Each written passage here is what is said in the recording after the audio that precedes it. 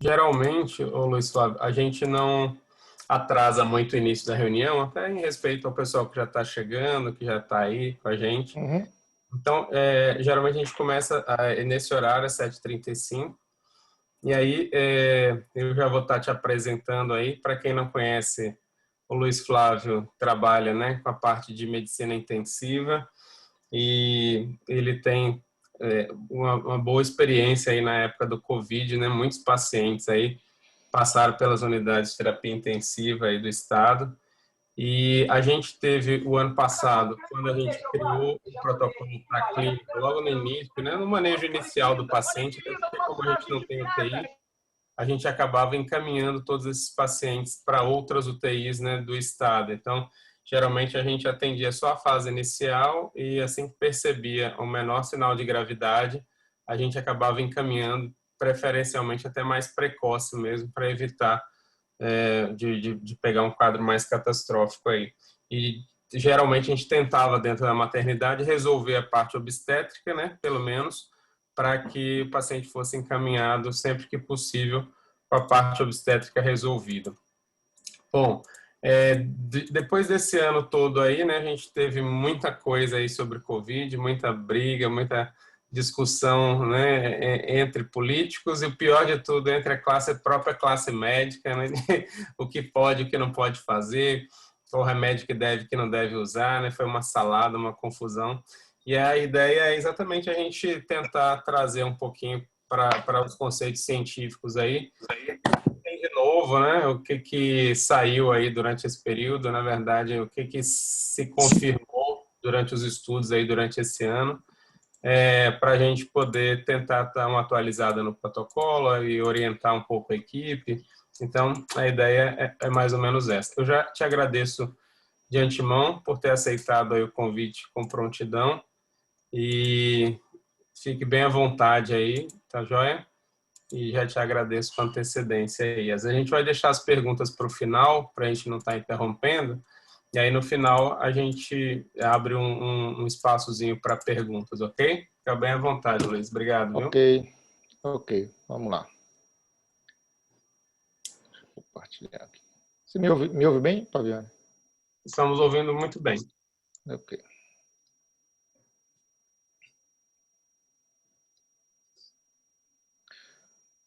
muito bem.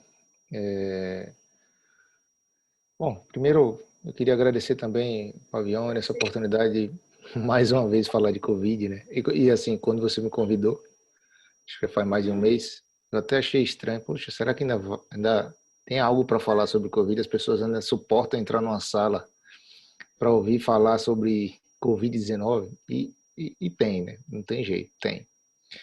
Então, esse processo todo, né? A gente já completou um ano aí de pandemia, né? Chegou no estado um pouquinho depois, mas já um ano após pandemia, a gente rodou e do ponto de vista de tratamento a gente voltou para casa um, né? Então, o que há de novo, a gente vai ver o que há de novo no final, mas a gente dentro da pandemia houve muito pânico, muito improviso, muita invencionice, muita eu chamo de pagelança, né? Hoje houve muito palpiteiro inventando moda, inventando coisas que a gente nunca tinha feito em paciente grave, com doença respiratória grave, e que de repente o cara lançava uma aula no YouTube e as pessoas queriam seguir.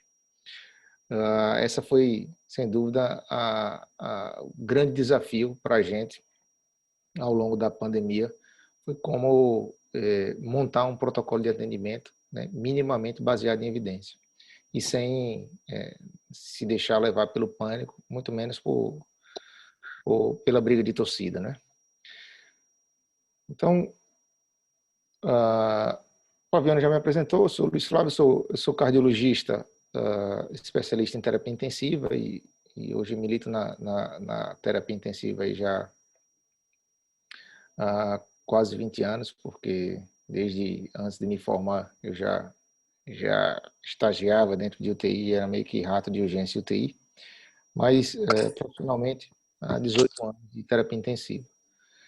E é, esse, esse, esses anos de terapia intensiva me prepararam me prepararam muito bem para o momento que a gente viveu, né? Foi não, está sendo um desafio absolutamente inimaginável, né?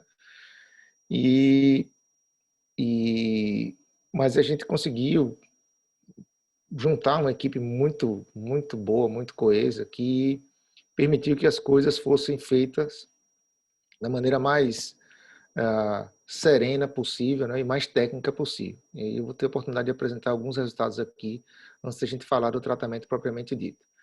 Em primeiro lugar, eu queria lembrar o pessoal que deixasse câmeras e microfones desligados para evitar lentidão na transmissão e contratempos. Então, vamos colocar um pouquinho a pandemia em perspectiva. A população mundial hoje gira em torno de 7,9 bilhões de pessoas, né? A brasileira, 215 milhões, então nós temos 2,7% da população mundial. Mas quando se fala em Covid, a gente teve 9% dos casos e 10% do total de óbitos. Então, a gente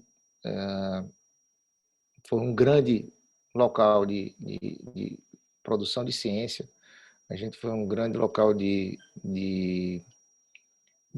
pesquisa, né? Porque a gente não soube lidar com a pandemia. Então, o Brasil se tornou um grande laboratório. Aqui era um lugar bom para pesquisar qualquer coisa sobre o Covid, porque o número de casos era absolutamente gigantesco. E acho que só o Brasil e os Estados Unidos conseguiu esse feito.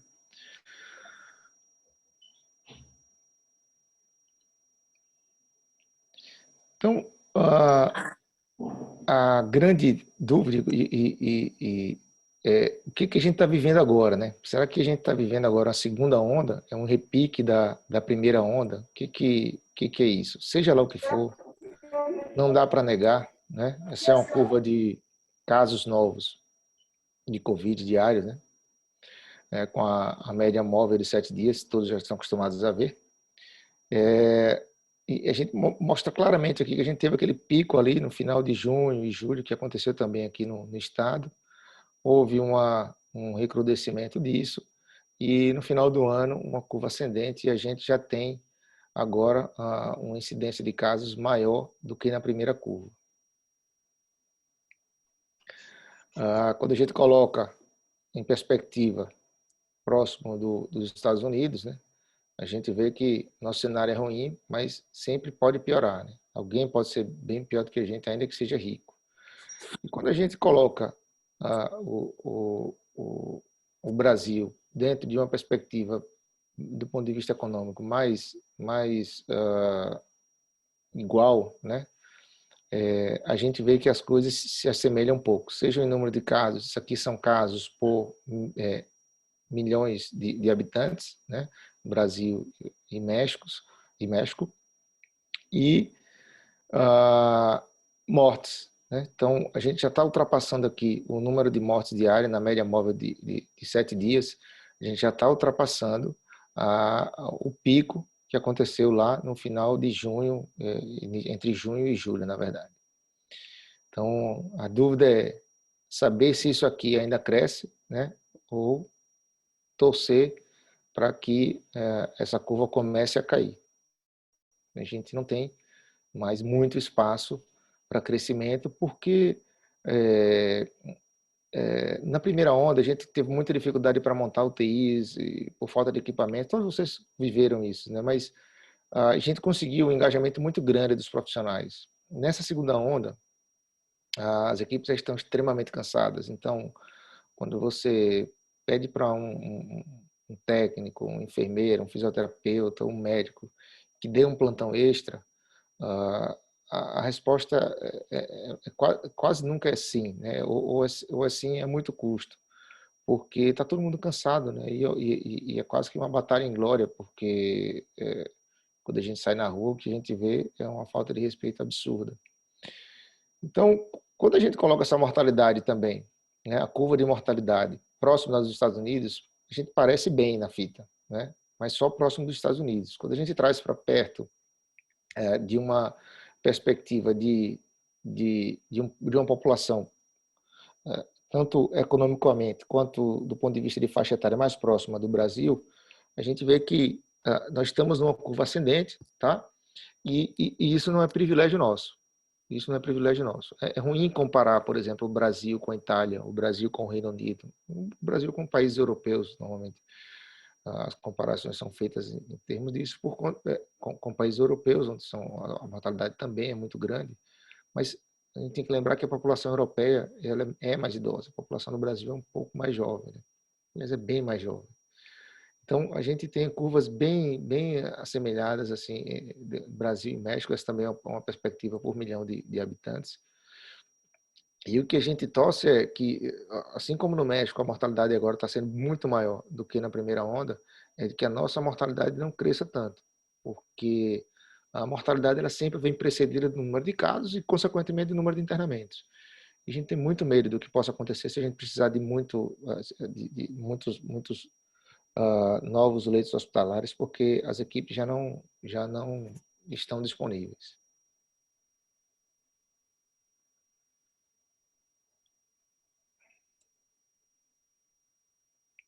Todos esses dados estão disponíveis nesse site, tá? Ele é um site aberto e lá vocês podem buscar todos esses gráficos. É muito interessante. A gente pode fazer comparação por países, por continentes, por faixa etária, por classe econômica.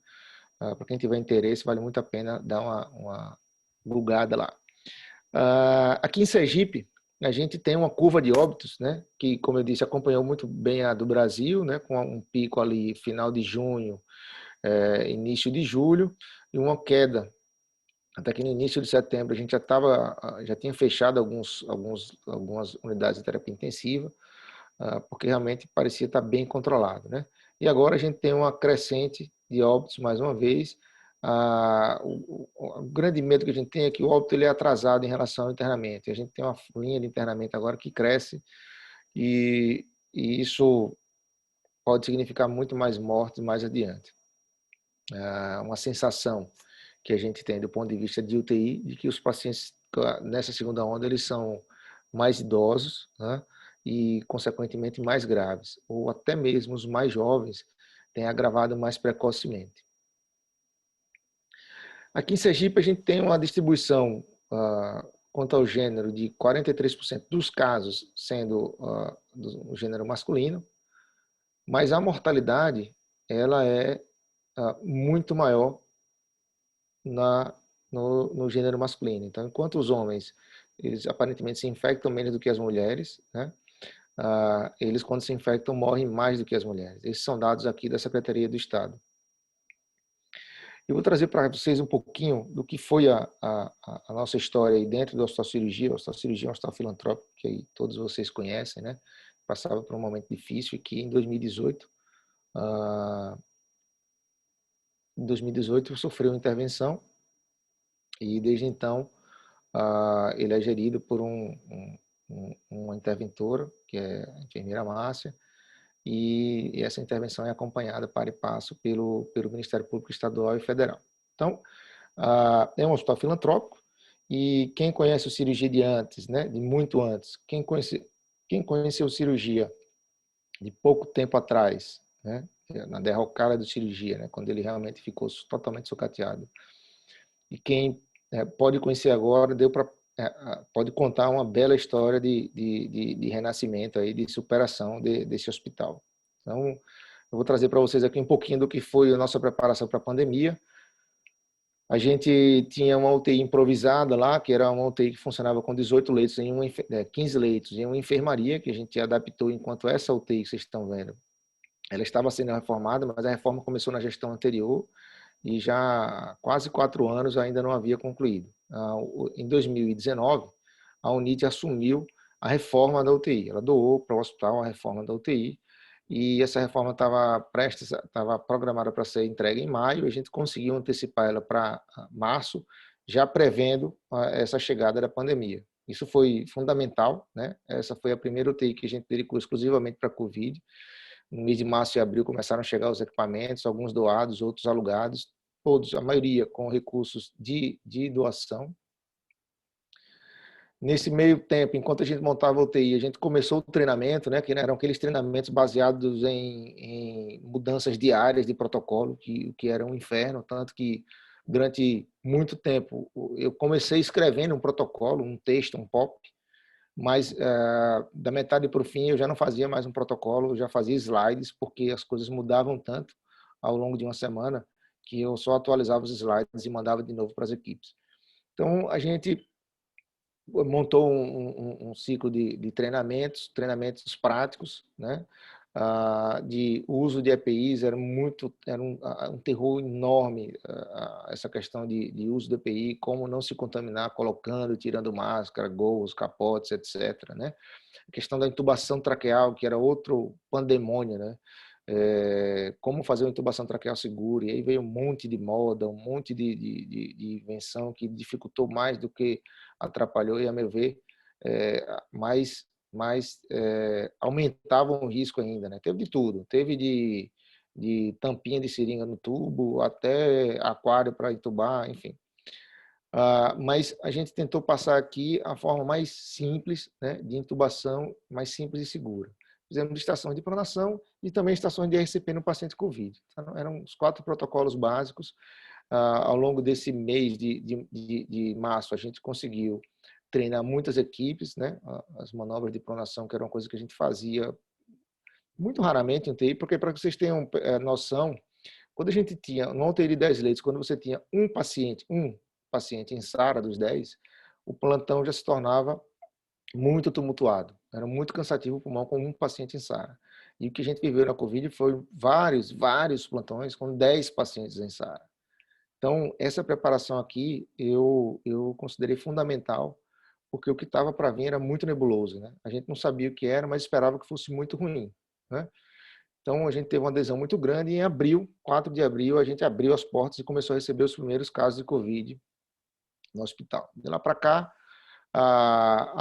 as UTIs cresceram, a gente chegou a ter 40 leitos de UTI dedicados à Covid, depois, na queda ali no final de agosto, a gente fechou 10, que eram 10 enfermarias, que a gente transformou em Covid, e ficamos com, hoje, 30 leitos exclusivos para Covid. Dos 68 leitos de UTI, ainda temos 30 exclusivos dedicados à Covid. Ao longo desse tempo, até o dia 31 de janeiro, né, já tínhamos atendido mais 625 pacientes. Atualmente, a gente já deve estar chegando aí perto dos 660, 650, 660 pacientes. A mortalidade do paciente COVID é muito alta, né?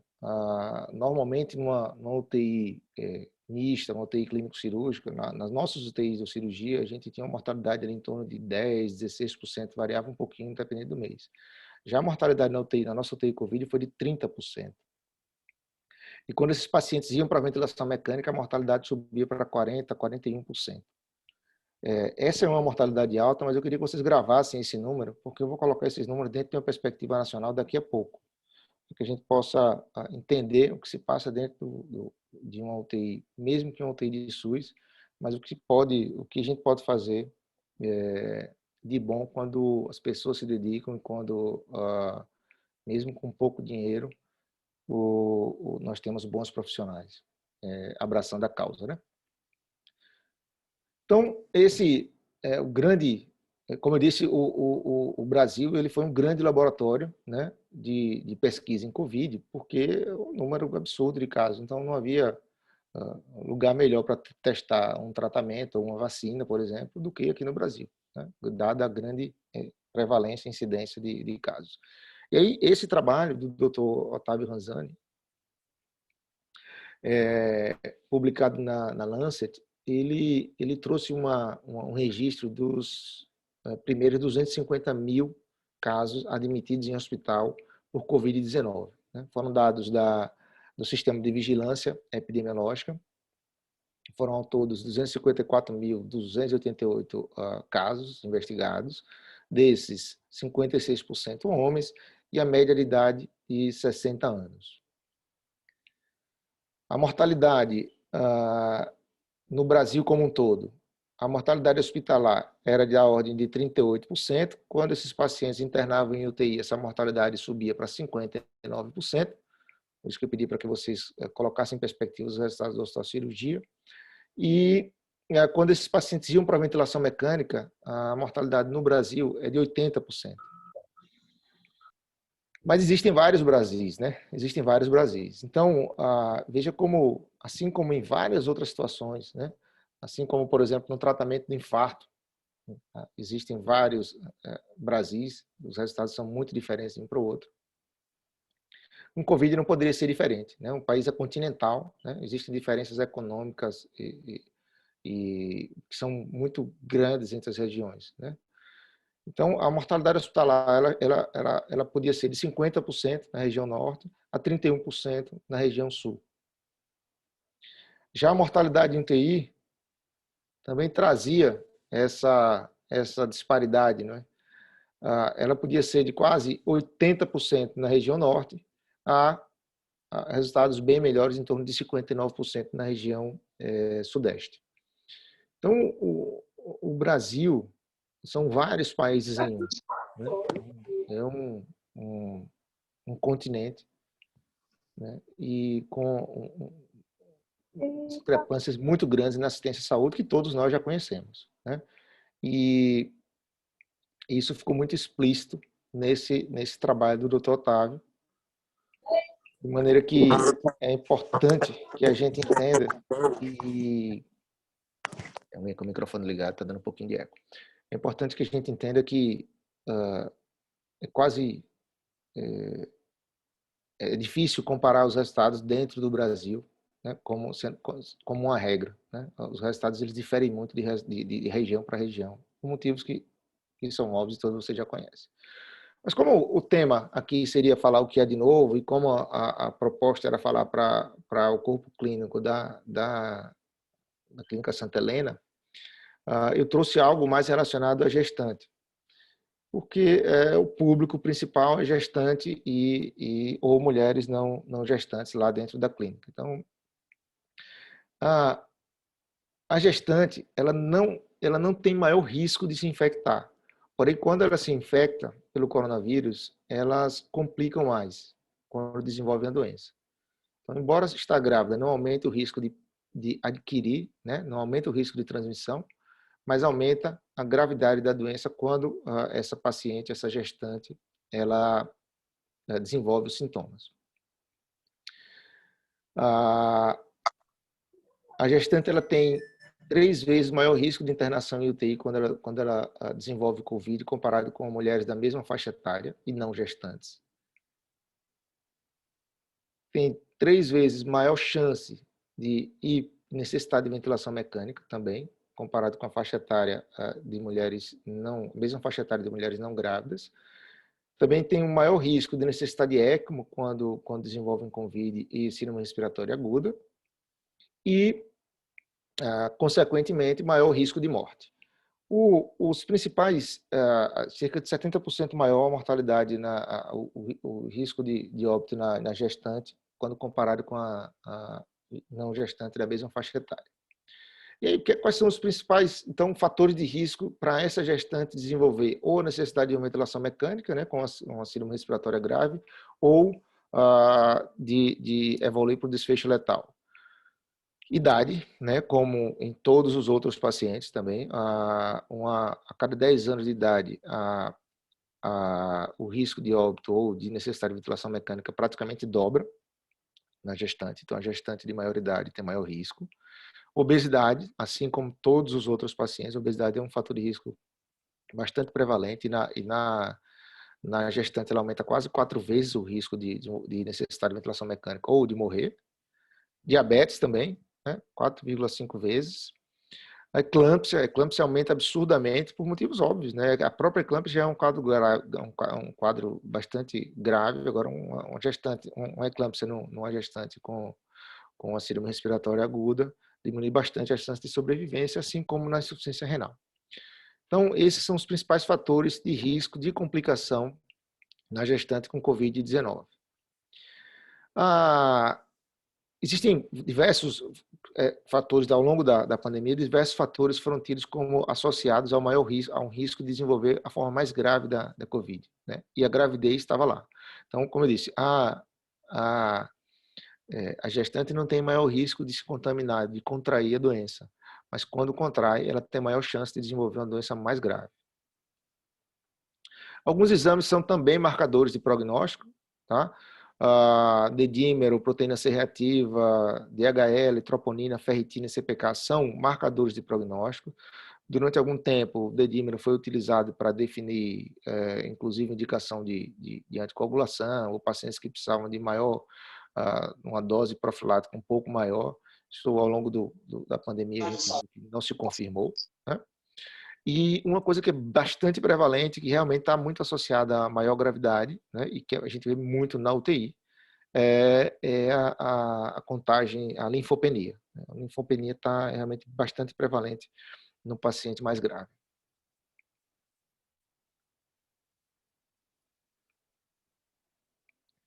Sintomas todos você já conhece: tosse, dificuldade para respirar, são sintomas normalmente são sintomas de infecção de vias aéreas superiores.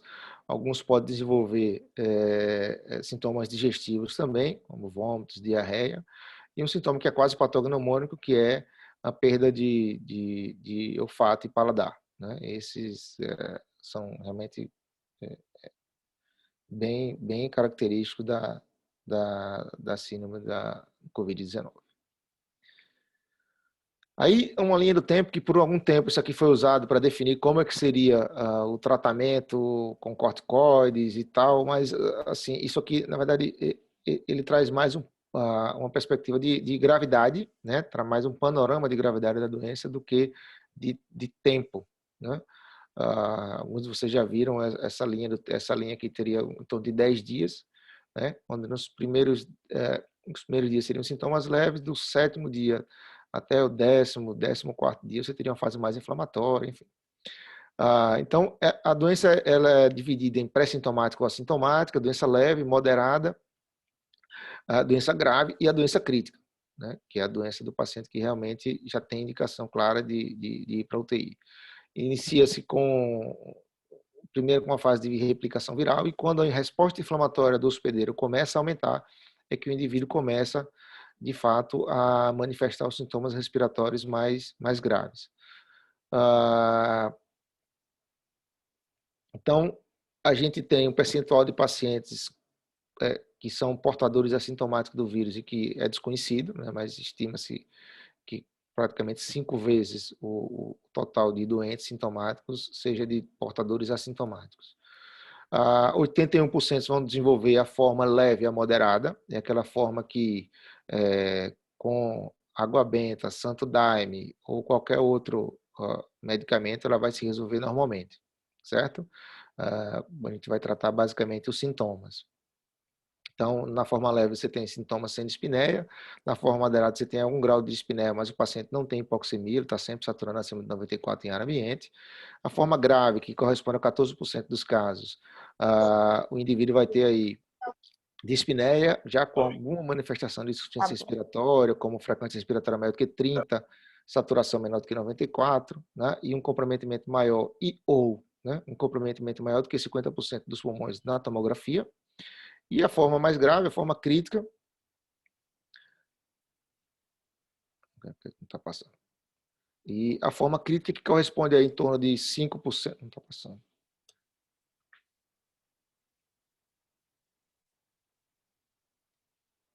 Deixa eu só ver aqui que travou.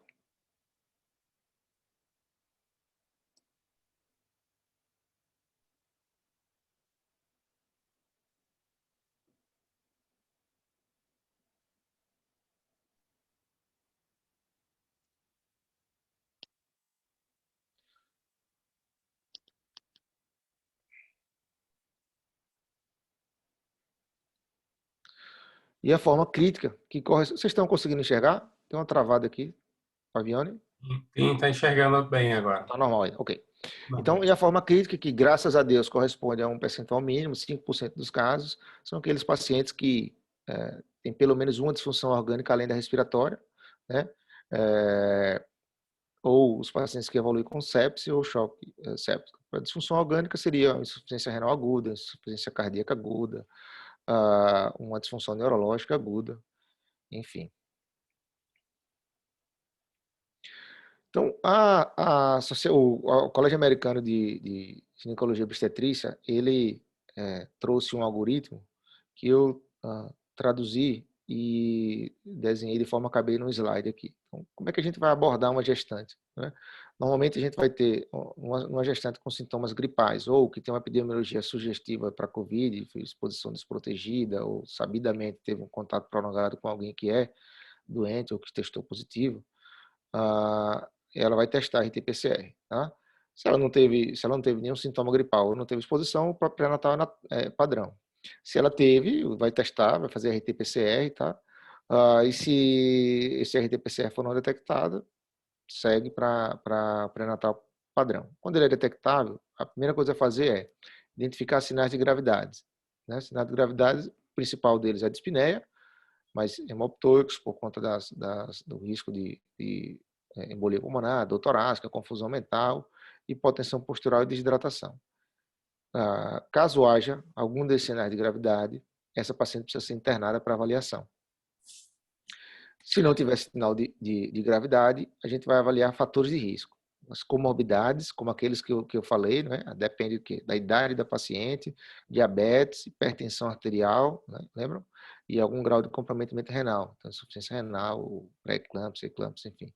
Essas pacientes já são pacientes de maior risco. Se tem, ela já é considerada risco médio, ela deve ser avaliada do ponto de vista hospitalar, já com uma melhor avaliação respiratória, que pode incluir tomografia de tórax protegida. A radiografia de tórax, ele traz no algoritmo do American College, mas ajuda muito pouco o raio-x de tórax na prática, tá? O que define efetivamente o grau de comprometimento é a tomografia de tórax. E uma gasometria arterial. Se realmente tiver confirmada a alteração, ela vai ser internada. Caso não seja confirmada, ela vai ser tratada, vai fazer o acompanhamento pré-natal e vai ficar tratando com os seus sintomáticos. Caso o quadro mude, ela precisará ser, então, reavaliada. O exame complementar, não preciso colocar aqui, porque está no protocolo de vocês, inclusive, né? Dos exames que a gente precisa solicitar. E aí vamos para o tratamento, né? Isso foi uma coisa, eu trouxe para o tratamento, para basear os slides do tratamento, eu trouxe o guideline do NIH porque é o que é mais frequentemente atualizado. E era um inferno a gente acompanhar isso no início, porque toda semana eu poderia estar dando uma aula aqui e na semana seguinte, se a minha aula tivesse sido gravada, boa parte dela já não prestava para nada. Então hoje eu fico muito mais seguro em dar uma aula sobre tratamento de COVID do que foram todas as aulas que eu dei naquela época do treinamento ali de abril até junho. Então, em primeiro lugar, a gente precisa deixar bem claro, não existe tratamento precoce, não existe profilaxia. Ponto. O guideline deixa bem claro quais são os tratamentos que não são indicados.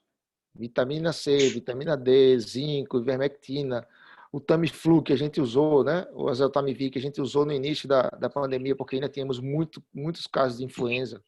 A gente chegou a usar, e vários protocolos ainda tem o Oseltamivir no início, mas depois que a gente já nem pegava mais casos de H1N1, a gente já abandonou o uso. Então já não tem mais indicação. E alguns tratamentos são contraindicados, tá? Alguns tratamentos são contraindicados. Então, lopinavir e ritonavir, que foi utilizado no início, em alguns trabalhos clínicos, houve muita propaganda, mas que nunca provou benefício, pelo contrário. Hidroxicloroquina e cloroquina, a gente usou a cloroquina no início, lá na cirurgia, acho que os primeiros 10 dias de UTI, a gente chegou a usar, era um inferno, a gente tinha que ficar pedindo para o residente ficar contando o intervalo QT, era reguinha e tal, porque realmente alargava, e essa associação da hidroxicloroquina com a azitromicina era muito perigosa, e a gente suspendeu a partir do momento que a gente começou a ver que já não vinha evidência, né?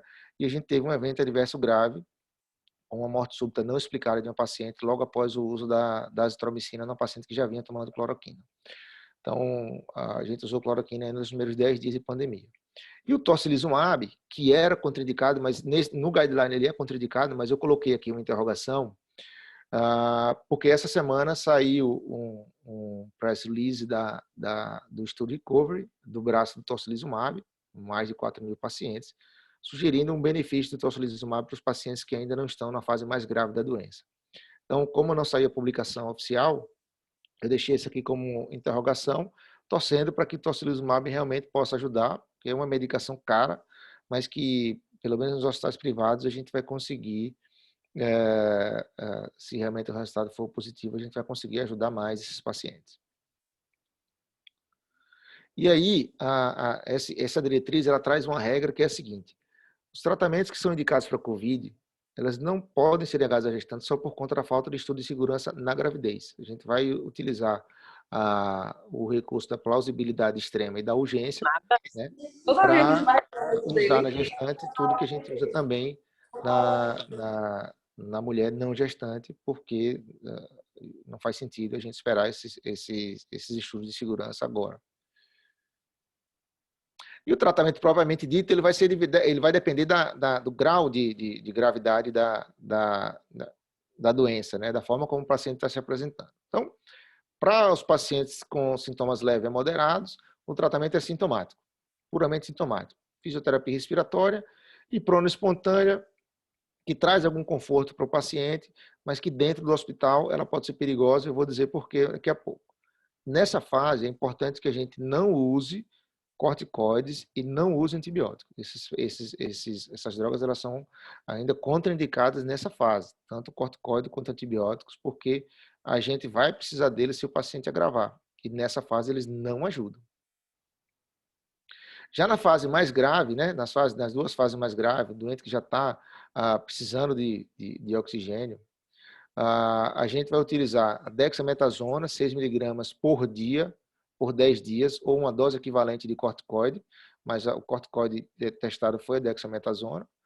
Os antibióticos, a gente tiver uma evidência clara de uma infecção bacteriana associada, então já não faz mais nenhum sentido a gente, só porque o paciente internou com pneumonia viral, a gente deixar ele com ceftriaxona e azitromicina por 7 dias. Se o paciente tiver uma saturação menor do que 92, oferecer oxigênio por catéter nasal. Se o oxigênio for suficiente para manter essa saturação acima de 94, somente pelo catéter, ok. Se não, a gente vai escalonando essa oferta de oxigênio. Profilaxia de TEV, essa foi um diferencial, né? A gente considera todos os pacientes internados com COVID como de alto risco de TEV, e aí a gente vai fazer profilaxia de TEV para todos, mas anticoagulação, que por algum tempo se advogou usar anticoagulação baseada nos valores de dedímero, não. A anticoagulação ela fica restrita para situações onde o paciente tem um evento trombótico, tromboembólico, claro, ou uma outra indicação de anticoagulação, como fibrilação atrial, por exemplo. Então, anticoagulação, a gente precisa ter evidência de TEV, TVP ou outras indicações, né? Fibrilação atrial, prótese mecânica, enfim. Como antiviral, o único aprovado foi o Remdesivir, para casos moderados a graves, mas que a gente não tem disponível no Brasil, e ele é usado para os casos que ainda não tinham indicação de intubação. Não houve benefício para os pacientes mais graves que foram intubados. E do ponto de vista da gestante, a indicação do parto ela segue a indicação obstétrica da gestante não COVID. Então, a oxigenoterapia ela pode ser feita por catéter nasal, a gente limita aí de 1 a 5, 6 litros por minuto no máximo, porque esse catéter, a partir disso, ele causa mais lesão da mucosa nasal e desconforto do que benefício. A meta é sempre manter uma saturação entre 92% e 96%. A partir do catéter nasal, se isso não resolver, a gente vai usar a máscara não reinalante, a máscara de Hudson, de 6 até 15 litros por minuto, com a mesma meta. Em alguns hospitais você pode ter, normalmente os hospitais que têm UTI pediátrica já tem mais o catéter nasal de alto fluxo, porque os pediatras usam mais do que os intensivistas adultos, o catéter nasal de alto fluxo, que no início da pandemia também era proscrito a gente falar em catéter nasal de alto fluxo. Depois de uns 2 meses, alguns estudos já começaram a provar que era seguro fazer uso do catéter nasal de alto fluxo, que não aumentava o risco de contaminação da equipe. Então, o catéter nasal de alto fluxo também é uma ferramenta que pode ser usada ainda na fase em que o paciente não precisa de intubação, e a ventilação não invasiva, né? Todos eles com a meta de manter o paciente ali com 92% a 96% de saturação. A manobra de autopronação É uma manobra que traz conforto para o paciente, né? A saturação melhora, incrível, realmente. O paciente está ali saturando 92, 91, às vezes 89. Você prona o paciente com a máscara de Hudson e a saturação já vai para os 95, 98, às vezes 99% só com a manobra de pronação. O grande problema é que, como a gente ainda não tem uma evidência do benefício da pronação nos pacientes mais graves, da autopronação nos pacientes mais graves, isso pode retardar a indicação de intubação. Então, nenhuma dessas medidas que eu falei até aqui, do ponto de vista de oxigenação, podem retardar a intubação na traqueal. O paciente que tem indicação de intubação na traqueal, a gente deve intubar, certo? Tentar medidas não invasivas para um paciente que claramente tem indicação de uma via aérea invasiva, aumenta a mortalidade desse paciente, porque o próprio esforço respiratório dele nessa fase vai levar a uma lesão pulmonar autoinduzida. Então, a gente tem que tomar muito cuidado e no início a gente intubou mais precocemente, né? Depois a gente passou um tempo em que a gente insistia um pouco, quando a VNI foi liberada, a gente passou um tempo insistindo um pouco mais em VNI. Hoje a gente sabe mais exatamente qual é o time para indicar a intubação, para não postergar essa intubação. Quando que a gente vai indicar a terapia intensiva, né? Essa é uma foto do professor Zé Augusto, e ele está fazendo um trabalho muito legal. Ele tem registrado todo o dia a dia no hospital durante a pandemia, e isso vai gerar bons frutos para ele aí do ponto de vista artístico, porque as fotos ficaram realmente muito legais. Então, quando a gente vai indicar UTI para um paciente com Covid-19, né? Sobretudo na Santa Helena, quando você fica naquela dúvida, porque por não ter UTI adulto, quando é que você vai indicar a transferência, né, de uma paciente como essa? Então, se tiver disfunção orgânica, então, tem rebaixamento de nível de consciência, tem disfunção hematológica, alteração de coagulação, teve disfunção cardíaca com sinais de insuficiência cardíaca, elevação de troponina, tem disfunção vascular com aumento da hipotensão, com aumento da piora da microperfusão, elevação de lactato, né? Disfunção renal aguda. Todas essas disfunções são indicações de que o paciente precisa ser monitorizado no UTI. Além disso, instabilidade hemodinâmica e desorientação. Qualquer paciente que precise de mais de 10 litros de oxigênio para manter uma saturação acima de 92, ele deve ser vigiado dentro do UTI. Ou aqueles pacientes em que o médico está observando uma rápida progressão da hipoxemia, e isso tem sido mais frequente agora nessa segunda onda. É um paciente que entra no pronto-socorro com a tomografia muito feia, mas ainda sem precisar de oxigênio. E aí ele vai para o andar, começa com catéter nasal, de manhã ele está com catéter nasal, meio-dia está com a Hudson de 6 litros, à tardinha já está com a Hudson de 15 litros. E às vezes à noite já está entubado na UTI. Então, há uma progressão muito rápida. A gente recebeu um paciente de Manaus, em que ele chegou muito bem, meio-dia ele estava conversando comigo, almoçando, super tranquilo, com oxigênio a 4 litros por minuto, saturando 95%, ótimo. Às 18 horas ele estava sendo entubado. Então, essa rápida progressão é sinal de malignidade da doença. E, obviamente, qualquer paciente com insuficiência respiratória ele também tem indicação de UTI. E para aqueles que não foram para a UTI, quando é que é seguro da alta, né? Seguro da alta, primeiro você precisa deixar o paciente com o alívio dos sintomas, pelo menos dos principais sintomas. Alguns sintomas, existe um quadro de COVID crônica, né? Alguns sintomas vão permanecer, como fadiga, algumas dores articulares podem permanecer, uma tosse pode permanecer crônica, com dor torácica, inclusive. O paciente pode ter dispneia de esforço, palpitação, alguns sintomas desautonômicos, como palpitação associada à sudorese, à lipotímia. Isso aí pode perpetuar por algum tempo. A própria anosmia também, a geusia, pode demorar ainda aí, em torno de 3 a 6 meses. Né? Ou, quando ele está internado, mas a sua necessidade de oxigênio pode ser menor do que 2 litros, ele pode receber o seu oxigênio em casa, ele está numa franca curva de melhora, né? E desde que ele não tenha nenhuma outra indicação de internação a despeito da Covid. Então, uma outra dúvida que é muito comum é quanto tempo deve durar o isolamento desse paciente? Lá no início da pandemia, quando a gente não tinha teste disponível, a gente só fazia teste para quem estava doente, esse isolamento durava 14 dias. Né? Depois de um tempo, a própria necessidade fez o CDC americano mudar alguns critérios de isolamento que depois foram adotados aqui pela Anvisa já em outubro, e a gente passou a adotar isso, ajudou um pouco a desafogar os leitos de Covid dos hospitais. Então, para pacientes assintomáticos que não têm nenhum quadro de imunossupressão, como oncológicos em quimioterapia, pacientes com SIDA descompensada, por exemplo, esses pacientes podem contar 10 dias a partir da data do exame, da coleta da RT-PCR, e a partir de então ele está fora do isolamento. Já se o paciente ele é assintomático, mas ele tem algum grau de imunossupressão, essa duração do isolamento deve contar 20 dias a partir da RT-PCR. Quando o paciente tem Covid, pouco sintoma, né? Aquela Covid leve a moderada, é um indivíduo que normalmente não precisa internar e ele não tem nenhuma imunossupressão, também 10 dias, desde que ele tenha pelo menos 24 horas sem febre e esteja em melhora dos sintomas nesses 10 dias. Tá? É diferente do indivíduo que está com 10 dias e a partir do 8º dia os sintomas começaram a piorar. Né? Então, esse indivíduo ele já saiu da fase de Covid leve a moderada e pode estar entrando para uma fase de Covid grave. E já na Covid grave ou nos pacientes que são sintomáticos e imunossuprimidos, esse isolamento ele deve durar 20 dias e pelo menos 24 horas afebril com melhora dos sintomas. Então, um mínimo de 20 dias, desde que ele esteja 24 horas afebril e com melhora dos sintomas.